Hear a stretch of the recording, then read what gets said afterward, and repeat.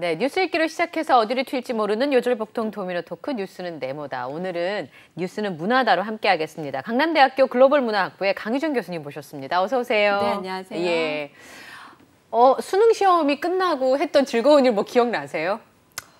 수능 시험 끝나고요. 네. 그냥 무작정 너무 오래된 너무 먼 살 보시고 그때 무작정 놀고 싶어서 네. 그냥 어딘가로 갔는데 제대로 못 놀았던 기억나요. 그것도 놀아보시면 된다고 계속 공부만 하던 학생이 놀아야지 하고 강남역을 갔는데 어디를 가야 할지 모르겠는 거예요. 그래서 그냥 뭐 돌아다니다가 시간만 보내고 왔던 그런 기억이 납니다. 네네. 네, 저희 때는 수능이 끝나면 뭐 지금처럼 수시가 있을 때는 아니어가지고 네. 파마하는 친구들, 그 다음에 귀 뚫는 친구들이 되게 많았었어요. 맞아요. 그게 이제 우리가 할 수 있는 좀 유일한 일탈 같은. 맞아요. 네, 맞습니다. 자, 교수님 이제 뭐 수능도 끝났습니다만 월드컵이 코앞이어가지고요. 네. 어떠세요? 저는 이 운동하고는 전혀 상관이, 숨쉬기 운동 외에는 할 줄 아는 게 없어가지고.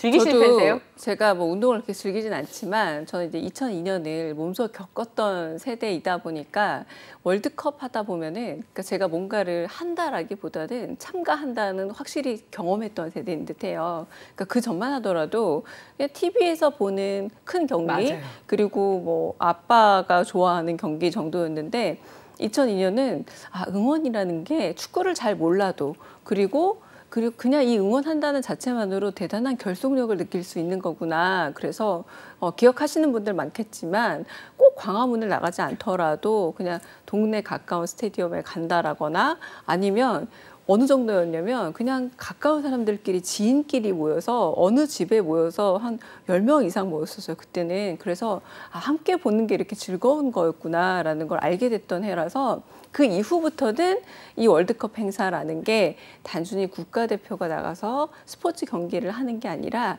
사람들이 모여서 함께 뭔가를 즐기는 어떤 축제고 행사다라는 게 그 이후로 각인된 듯해서 이제 월드컵이다라고 하면은 단순히 축구 경기가 아니라 함께 모여서 즐기는 행사구나라고 그렇게 딱 각인이 된 게 아닌가 싶어요. 네. 에너지를 참 많이 받았던 것 같아요. 맞아요. 그러니까 뉴스 진행을 이제 프로그램 상 어쩔 수 없이 이제 하는 시기였기 때문에 오래 해도 전혀 피곤하지 않아요. 맞아요. 너무 즐거운 소식이고 16강만 갔으면 좋겠다라고 생각했는데 너무 많이 올라가니까 나중에 무서운 거예요. 어디까지 갈 수 있지? 나중엔 스페인과 이탈리아도 제낄 수 있다고 믿었던. 그렇죠. 그래서 2002년 때문에 아마 월드컵을 좋아하시는 분들이 많으셨을 것 같은데 그래서 이제 해설하시는 분들이 고민하신다고 하더라고요. 그러니까 우리나라의 축구 전문가가 민간에 많이 계시잖아요. 맞아요. 그러니까 전문적으로 해설을 할 것인지 아니면 월드컵은 평소에 축구에 관심이 없었던 모든 사람들이 축구를 보니까 그분들이 다 이해할 수 있게 쉽게 기초부터 설명할 것인지 너무 쉽게 설명하면 저 해설위원 실력이 없네 이렇게 얘기한대요. 되게 애매할 것 같아요. 네, 그래서 고민을 많이 하신다고 하더라고요. 월드컵 이후에 박지성 선수, 뭐 손흥민 선수 여러 선수들이 외국도 리그에서 뛰고 있다 보니까 지금 소위 말하는 이제 변두리 전문가들이 전문가를 위협하는 수준으로 다들 맞아요. 너무 지식이 많다 보니 과거에야 뭐 해설가들의 톤 앤 매너로 조금 더 그쵸. 약간 많은 시청자분들에게 자기 개성을 보여줬다면 지금은 그 전문 지식에 대해서도 상당히 조금 많은 분들이 좀 판단을 하더라고요. 그러니까 좀 어렵지 않을까라는 생각이 들어서 올해는 어떤 풍경이 좀 펼쳐질까 조금 궁금하기도 하고요. 2002년 기억하시겠지만 아무래도 저는 이제 문화 비평을 하다 보니까 비더 레즈라는 용어를 가슴에 새기고 다닌다는 것 자체가 정말 놀라운 의미였죠. 그때 당시만 하더라도 맞아요. 소위 말하는 빨간색 옷을 입고 다르게 번역하면 빨갱이가 되라라는 건데 그런 옷을 다들 10대, 20대 어린아이까지 입고 다녔던 그 체험이라는 건 굉장히 머리가 좀 띵해지는 체험이 아니었나라는 생각이 들기도 합니다. 요즘에 그 티셔츠를 다 어머니들이 입고 계시잖아요. 어머님들도 입고 사실은 뭐 어딘가 집안에 이렇게 동백꽃 필 무렵 드라마에 보면 고두심 선생님이 그 비더레즈 빨간색 티셔츠 입고 근데 저희 집에도 그랬었거든요. 그 기억이 납니다. 그래서 오늘은 스포츠 영화에 대한 이야기를 좀 나눠보려고 하는데요. 이 작가님이 저한테 찾아보니까 스포츠 영화 너무 많다고. 네, 그런 얘기를 하시더라고요. 스포츠를 보는 동안도 감정이 굉장히 여러 가지를 느끼잖아요. 예를 들어 김연경 선수가 활약하던 그 올림픽 때 배구 경기 같은 근데 그걸 영화로 또 만드는 이유, 그리고 그걸 이렇게 많이 만든 이유가 뭘까요? 일단은 우리가 스포츠 경기를 볼 때 각본 없는 드라마다라는 표현을 워낙 많이 쓰잖아요. 많이 쓰잖아요. 네, 몰입도가 굉장히 높기도 하고 경기라는 게 뭐 물론 마라톤 같은 경우는 시간의 제한이 그렇게 없는 편이긴 합니다만 대부분 시간 제약이 있고 시간 제약 안에서 승패가 결정이 나다 보니까 좀 인생을 압축한 게 아닌가라는 효과가 있는 듯해요. 그런데 인생에서는 누구나 그렇지만 승자와 패자가 있기 마련이고 어제 수능에서도 모두가 다 잘 보면 좋겠지만 그러니까요. 잘 보는 친구도 있고 못 보는 친구도 있고 그래서 한 번 더 보는 친구도 있고 그래서 세 번째 만에 잘 보는 친구도 있고 이렇게 여러 가지 변수가 생기는 것처럼 네. 그런 우리가 인생을 대입해서 볼 수 있는 여러 상황들이 네. 바로 이 짤막한 때로는 수영처럼 거의 십몇 초 안에 다 판가름이 날 때도 있고 때로는 뭐 한두 시간 안에 판가름 날 때도 있고 이런 과정들이 우리가 알고 있는 삶의 여러 가지 긴장들, 서스펜스들을 한꺼번에 압축하고 있다 보니 스포츠를 통해서 경험을 하는데 거기에 스포츠 영화는 우리가 잘 알고 있는 이야기 그리고 사람들의 캐릭터까지 녹여내다 보니까 알고 있는 것과 그리고 이야기의 즐거움까지 다 담겨 있다 보니 많은 분들이 아 그래 저게 삶이지 맞아요. 하면서 보시게 되는 게 아닌가 싶습니다.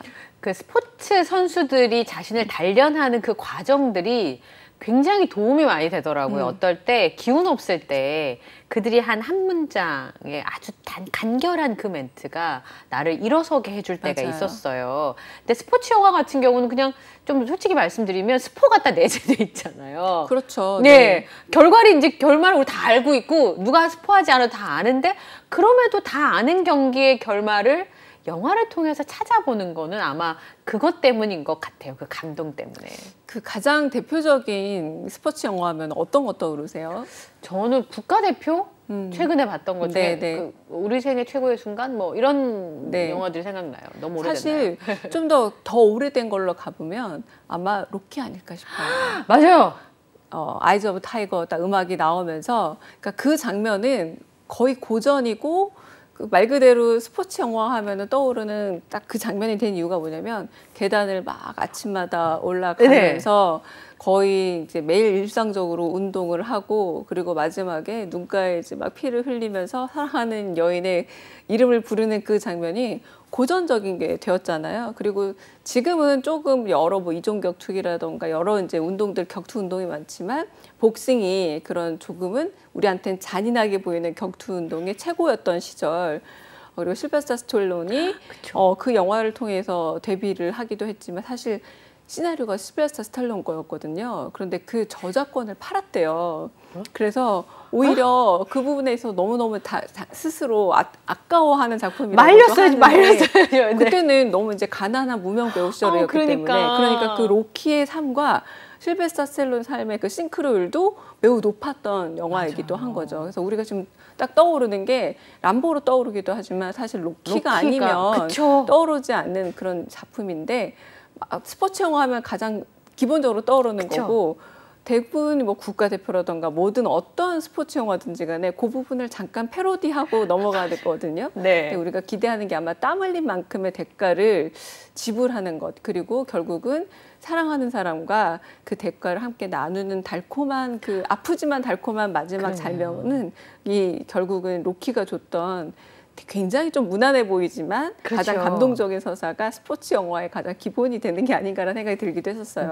그게 이제 운동하시는 분들은 이렇게 보여주려고 근육을 키우는 게 아니라 매일 단련돼서 그 생활 근육이 장 근육이 이렇게 생활 근육이 있는 사람만큼 존경스러운 사람이 없잖아요. 다이어트 할 때 복싱하라고들 하잖아요.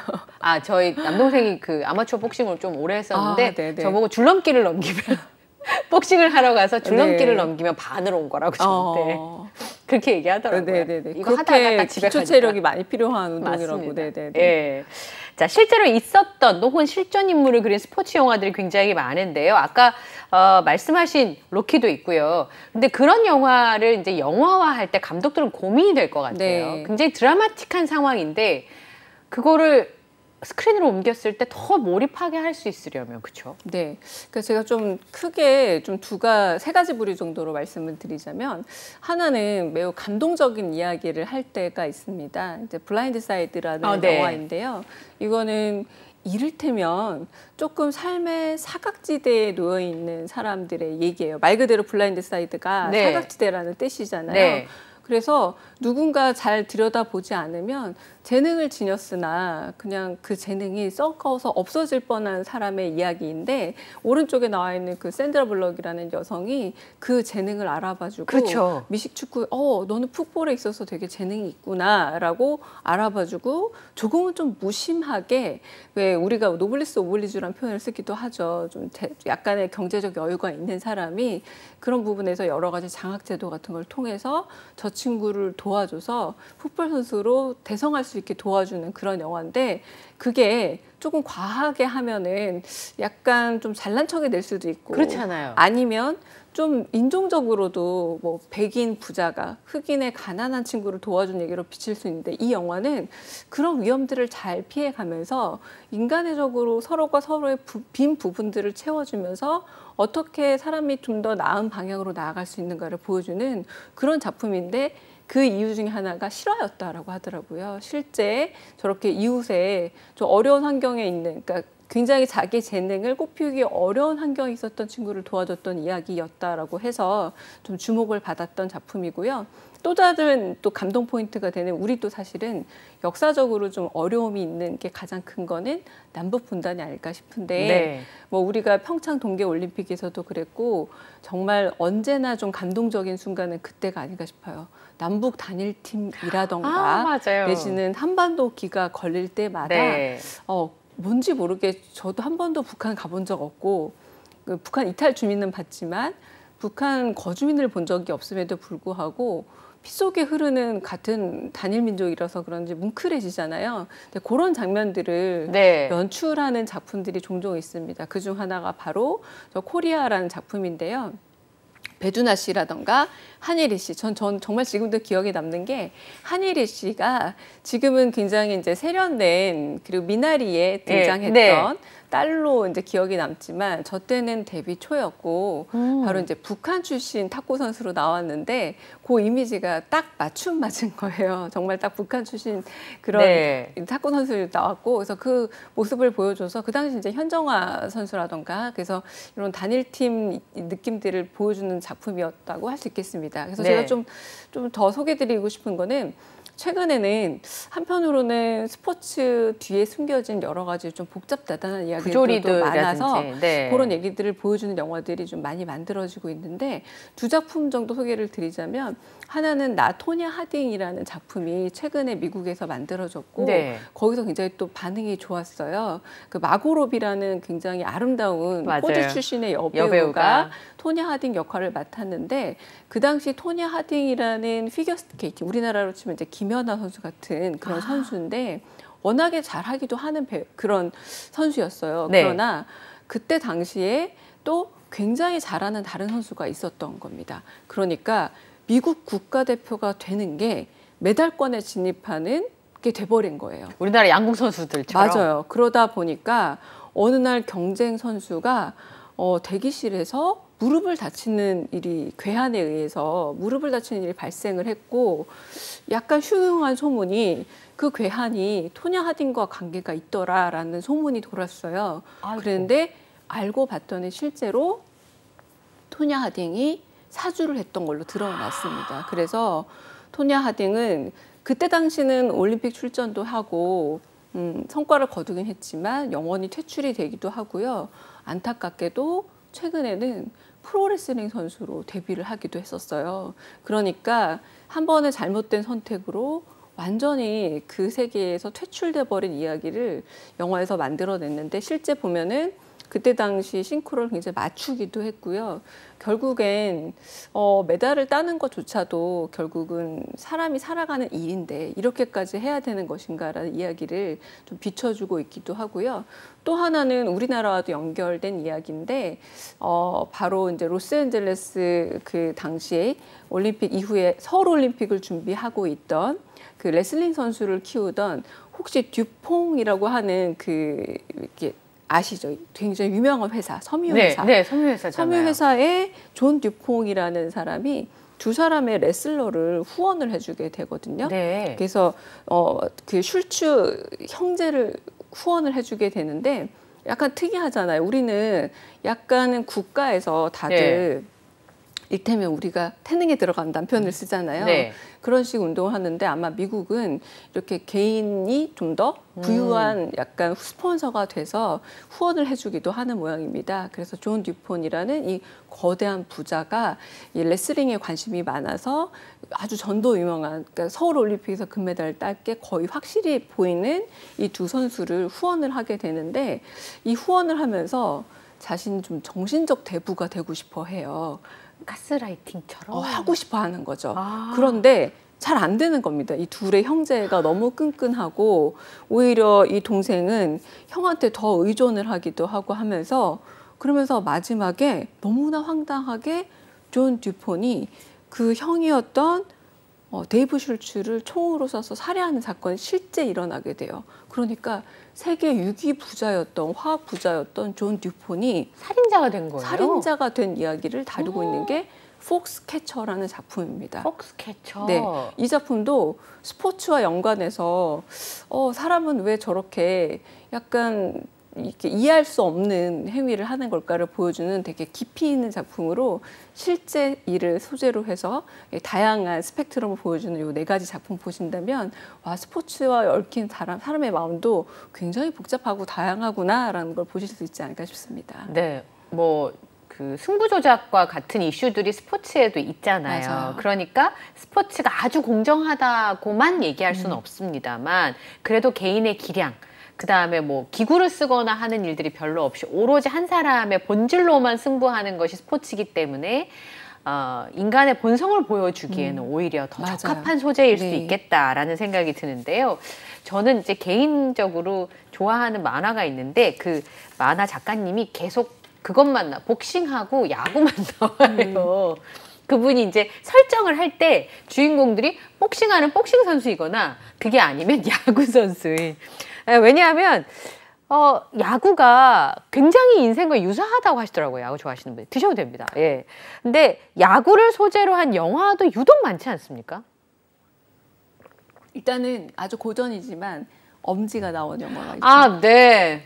난 네. 내가 이거 맞아요. 그래서 이장호의 그 공포의 외인구단이 이현세의 만화를 원작으로 해서 그 맞아요. 당시에 뭐 엄청난 히트를 했다고 하더라고요. 최재성 씨가 맞아, 최재성 씨가 아치였죠? 나왔고 그리고 이보희 씨가 최재성 씨보다 6살이 많은데 엄지를 맡아서 당시에 좀 원성이 높았다고 하더라고요. 원래는 그럴만하죠. 엄지가 더 어렸어야 하는데 그 정도로 사람들이 원성을 할 만큼 만화 인기도 높았고 그때 당시만 하더라도 이제 고교 야구 시절에서 이제 80년대 넘어가면서 프로야구가 생기기 시작하면서 국민 스포츠로 엄청난 인기를 끌던 시절이라서 그때 당시는 말 그대로 야구에 관련된 영화들이 정말 수도 없이 많이 나왔던 시절이기도 하고요. 그 야구는 잘 아시겠지만 우리나라라던가 몇 개국이 안 즐기는 나라가 아주 많지는 않지만 또 즐기는 나라에서는 매우 집중적으로 보고 있는 그런 스포츠이다 보니까 그리고 아까 우리가 대개의 스포츠들이 시간 제한이 있지만 네. 시간 제한이 없는 그러니까요. 그런 스포츠 중에 하나가 야구이기도 하고 우리가 인생을 비유할 때 뭐 9회 말 그의 말 투아웃이라던가 네. 이런 비유들을 많이 쓰고 있는 이유를 보자면 바로 이제 야구가 이렇게 좀 한편으로는 좀 예측이 불가능하다라고 얘기를 해서 그럴 텐데요. 지금 보고 있는 슈퍼스타 감사형 같은 이런 이야기들은 네. 어떤 점에서 조금 나중에 만들어진 한국의 그 야구 영화라고 할 수 있을 텐데 80년대 한창 뜨거웠던 그런 프로야구의 열기와 함께 또 한편으로는 한국의 또 가슴 아픈 80년대 현대사와 함께 그 이야기를 얽혀서 그때 당시 굉장히 야구가 인기가 많았지만 한편으로는 또 3S 정책 중에 하나로 맞아요. 그런 스포츠가 굉장히 각광받을 수밖에 없었던 상황에서 스카우트를 위해서 광주에 갔었던 그런 이야기들과 함께 이야기가 펼쳐지면서 그때 당시 여러 이제 선수들이 떠오르죠. 뭐 선동열 선수라던가 네, 그래서 굉장히 화제가 됐던 그때 당시 선수들의 어떤 모습들을 싱크로를 높여가면서 보여주는 그런 작품이기도 하고요. 그리고 뭐 머니볼 같은 작품도 저는 매우 좋아하는 작품이기도 우리 한데요. 남편이 아마 그거를 한 10번쯤 봤을 거예요. 맞습니다. 너무 좋아해요. 네, 그러니까 이를테면 그 전만 하더라도 스카우트 시스템에 있어서 그저 그 선수들의 결과만 본다라고 한다면 약간은 새로운 통계 시스템에서 선수들의 미래의 가능성 내지는 아직은 실현되지 않은 통계적인 가치를 보기 시작한 그런 모습을 보여주고 있는데, 물론 저는 브래드 피트가 일단 좋기 때문에, 네. 그리고 브래드 피트가 너무나 그 스카우트 모습으로서 잘 어울려서 보기 시작했던 공감합니다. 네. 그 이야기이긴 하지만, 그 야구를 좋아하시는 분들이 저건 꼭 봐야 하는 영화다라고 다들 추천하는 드라마 스토브 리그만큼이나 네, 추천하는 작품이 바로 머니볼이라고 할 수 있을 텐데, 야구에 대한 애정과 그 애정이 듬뿍 담긴 작품이라고도 표현을 하고 있더라고요. 그래서 뭐 일테면 뭐 여러 가지 작품들이 있지만 야구가 특히 인생에 있어서 여러 가지 희노애락을 잘 담고 있고, 그리고 저도 가끔 느끼는 거지만 어떻게 보자면 야구 선수만큼 스포츠인 같지 않은 몸을 가진 제가 물어본 적이 있었어요. 맞아요. 배가 나와도 되나요? 이렇게 운동선수인데. 맞습니다. 예. 네네. 그래서 오히려 그 굉장히 오랜 시간 머물고 있기도 하면서, 그러나 오히려 잘 버티고 되려 그 버티는 순간에서 그 많은 순간 머리로 작전을 짜고 있는 선수들이지 몸으로 막 이렇게 부딪히면서 신체적으로 대결하고 있지는 않는 것 같다는 생각에서 인생을 생각하게 하는, 그래서 어떻게 보자면 일본에서도 보면은 가장 우아한 야구라는 그런 소설도 있기도 하거든요. 그래서 소설이기도 한 걸 보면 일본도 야구를 굉장히 즐기고 좋아하잖아요. 있는 국가 중 하나고, 그렇게 잘 보자면 인생이 어떻게 끝날지 모른다는 점에서 야구도 어떻게 끝날지 모른다. 언제나 우리도 언제나 한국 KBO 보다 보면 마지막에 승부를 결정할 때 보면은 되게 예측을 불가하는 그런 경기들. 이번에 키움 히어로즈 보세요. 마지막까지 저 깜짝 놀랐잖아요. 그래서 정말 저도 몰랐어요. 이제 경기 끝났다 하고 봤는데 뒤집어지고 이렇게 되더라고요. 그래서 그런 것들을 보자면 예측 불가라는 점에서 야구가 존재하는 나라에서는 언제나 야구가 인기 있지 않나라는 생각이 들기도 합니다. 네. 근데 또 영화 때문에 비인기 종목인데 집중하게 되는 영화들도 많이 있잖아요. 뭐 가장 대표적인 건 사실은 처음에 등장했던 건 쿨러딩이 아닐까 싶어요. 맞아요. 그러니까 절대 불가능한 봅슬레이를 하기 위해서 네. 그래서 열대 국가에서 쿨러닝을 한다라는 그런 코믹한 설정으로 시작했는데, 그때 당시 우리나라도 가만 보자면 평창 올림픽을 하긴 해야 하는데 우리가 뭐 김연아 선수도 있고 대표적인 동계올림픽의 선수들이 있긴 합니다만, 그럼에도 불구하고 여러 가지 동계올림픽의 인프라조차도 잘 되지 않은 상황이었으니까요. 그렇죠. 눈이 겨울에만 내리는데. 맞습니다. 그런 점에서 대표적인 건 지금 보시는 것처럼 우리 생애 최고의 순간처럼 언제나 느끼죠.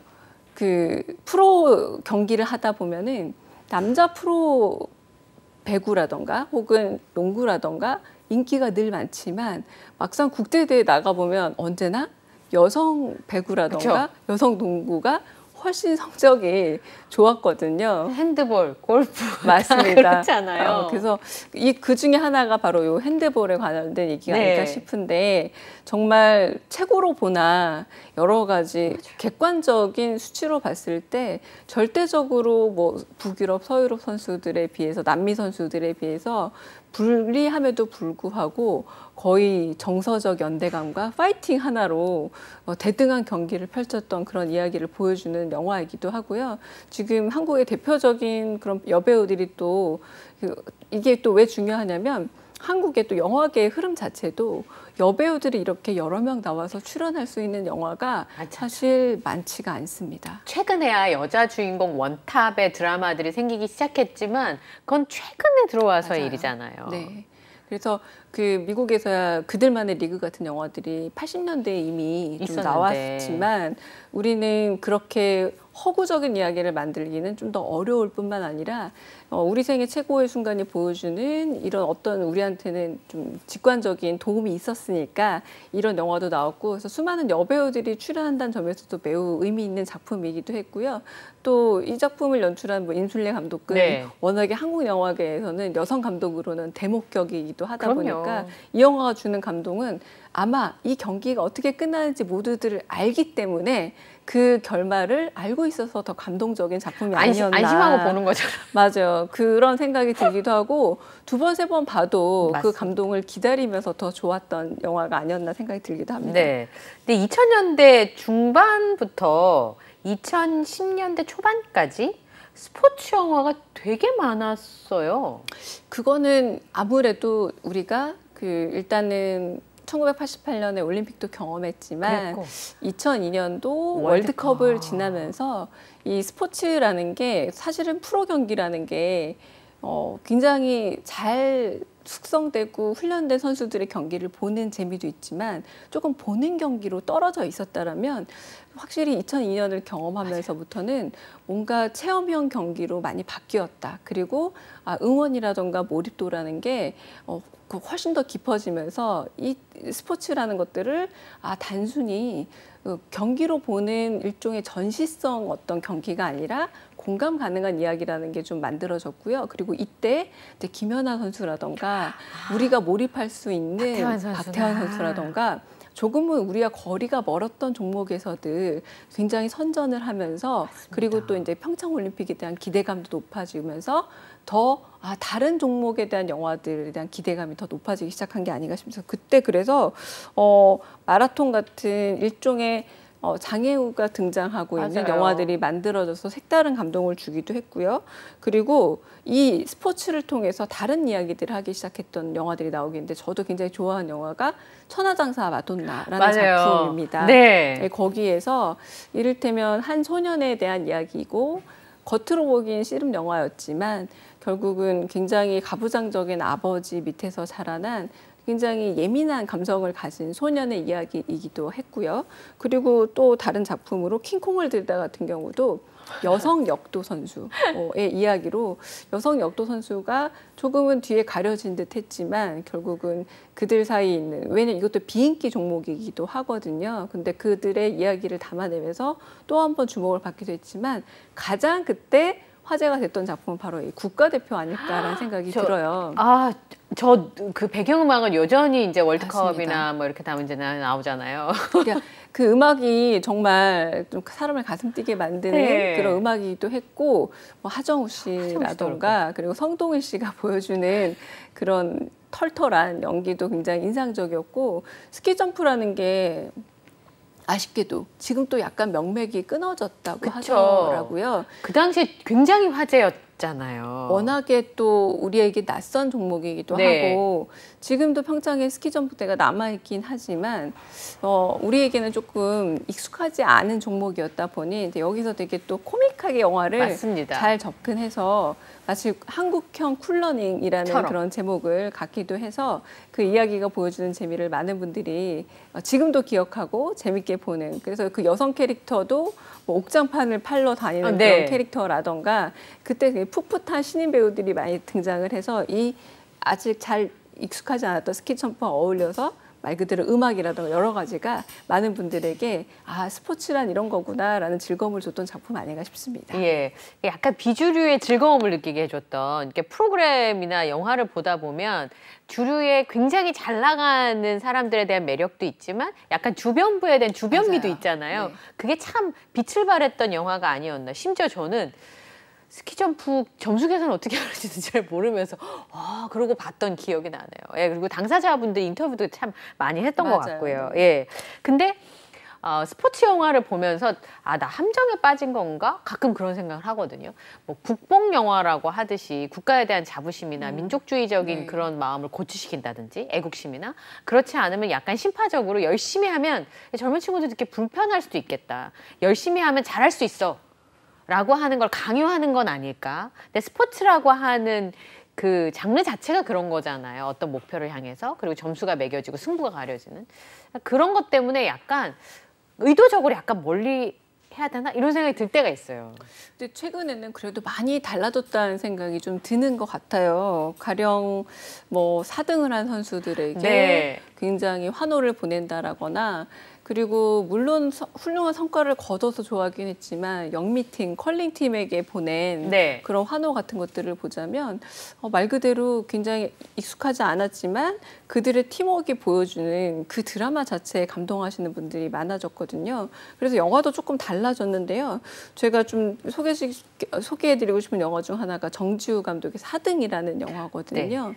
이 영화가 어떤 아이가 수영에 엄청난 재능이 있는데 대회만 나가면 맨날 4등을 하는 거예요. 어째 그럴까요? 그쵸? 엄마로서 얼마나 안타깝겠어요. 아유, 속 터지죠. 상은 딱 3등까지만 주는데 조금만 수영이라는 게 또 그렇잖아요. 뭐 0.01초, 0.02초 요 차이로 아이가 맨날 3등을 하니까 그래서 왕년에 메달리스트 그 코치한테 맡겨서 한번 맡겨봤더니 어라? 2등을 한 겁니다. 그랬더니 동생이 이런 얘기를 해요. 형 맞더니 2등 했네? 라는 표현을 하는 거예요. 근데 우리 스포츠계에서 계속해서 나오고 있는 좀 어두운 현실이기도 한데 그 상을 받고 메달을 따고 좋은 성적을 거두기 위해서 체벌이 필요한가라는 문제를 이 영화가 간접적으로 직접적으로 던지고 있거든요. 결국은 4등을 하는 건 안 되는 것인가. 물론 좋은 성적을 거둬서 안타까운 마음이 이해는 가지만 이 영화가 던지는 메시지는 우리가 순수한 아마추어로서 스포츠를 즐길 수 있어야 하는데 언젠가부터 오히려 지금은 많은 시민들, 평범한 시청자들이 아니야, 그냥 즐길 수 있어라고 오히려 더 응원을 해주고 있는 게 아닌가 싶고요. 우리가 동계올림픽 선수들 사이에서 수많은 나차름들을 이미 봐왔잖아요. 네. 그래서 더더욱 최근에 이제 우상혁 선수 같은 경우는 거의 이제는 4등이 아니라 탑 랭커 선수가 되는 걸 목격하고 있잖아요. 4등 하던 선수들이 그냥 봐주니까 언젠가 1등 선수가 되더라고요. 그래서 그 시간이 중요한 게 아닌가 싶어서 영화들도 최근에는 1등하는 선수들의 주목이 아니라 오히려 4등하는 선수들의 주목하는 영화들이 점점 많아지고 있는 게 아닌가라는 생각도 들긴 합니다. 네, 저는 황선우 선수를 팔로우를 하거든요. 지난번에 이제 그 일본에서 올림픽이 있었을 때 황선우 선수가 자신이 세운 레이스 전략이 있었대요. 근데 너무 날씬하니까 감독님이 그렇게 하지 말라고 조언을 했나 봐요. 근데 해보겠다 그랬더니 이렇게 한번 해보겠다고.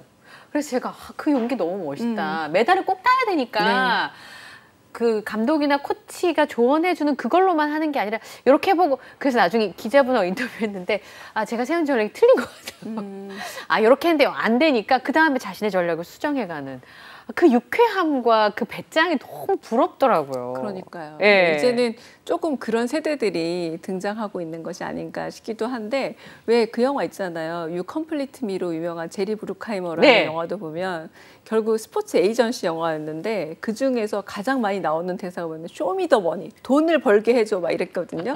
근데 결국 스포츠도 결국 프로로 가게 되면은 돈을 버는 세계와 무관하진 않을 텐데 그러나 그럼에도 불구하고 결국은 많은 분들은 순수한 드라마를 원하는 게 아닌가라는 생각이 듭니다. 네. 스포츠 영화에는 사람의 욕망이 보이고요. 그 욕망을 달성한 여러 가지 길들이 있는데 선수들이 그 선택을 하는 걸 보고 나도 내 인생에 욕망을 느낄 때가 있잖아요. 반칙하고 싶은 그리고 나 혼자만 지름길로 가고 싶은 그렇지만 정정당당하게 룰을 지키면서 자신 삶을 쌓아갔을 때 나오는 그 결과물 그런 것들 때문에 아마 스포츠 영화를 좋아하지 않나. 룰이 있고 룰을 지키는 것. 그렇죠.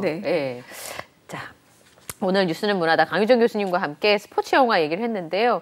갑자기 이제 전 또 집에 가서 보고 싶은 게 또 체크가 되네요. 네, 즐거운 주말 보내시기 바라고요. 오늘 함께해 주셔서 고맙습니다. 네, 감사합니다.